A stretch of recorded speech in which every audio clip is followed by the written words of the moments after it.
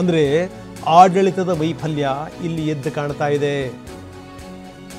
TTD ಅಧ್ಯಕ್ಷ BR Naidu ಕೂಡ ಅದನ್ನೇ ಹೇಳಿದ್ದಾರೆ. ಹೌದು, ಇದು ವೈಫಲ್ಯ, ಇದು ಹೌದು, ಇದು ಆಡಳಿತದ ವೈಫಲ್ಯ ಅಂತಾರೆ ಟಿಟಿಡಿ ಅಧ್ಯಕ್ಷರು. ಮತ್ತೊಂದು ಸರಿ ಇಂಥ ಘಟನೆ ಆಗಬಾರದು, ಅದಕ್ಕೆ ನಾವು ಕ್ರಮ ಜರುಗಿಸ್ತೀವಿ. CM ಕೂಡ ಈ ಘಟನೆಯ ಬಗ್ಗೆ ನೊಂದುಕೊಂಡಿದ್ದಾರೆ, ಆಘಾತ ವ್ಯಕ್ತಪಡಿಸಿದ್ದಾರೆ. ಇದು ನಮ್ಮ ದೋಷವೇ, ಟಿಟಿಡಿಯ ತಪ್ಪೇ ಇದು. BR ನಾಯ್ಡು ಟಿಟಿಡಿ ಅಧ್ಯಕ್ಷರು ಈ ಮಾತನ್ನು ಒಪ್ಪಿಕೊಂಡಿದ್ದಾರೆ.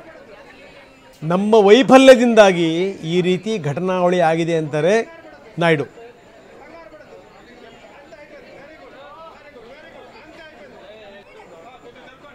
ఈరోజు చాలా దురదృష్టకరమైనటువంటి ఈ వార్త విన్నాం. ఇది జరగరానిది జరిగింది.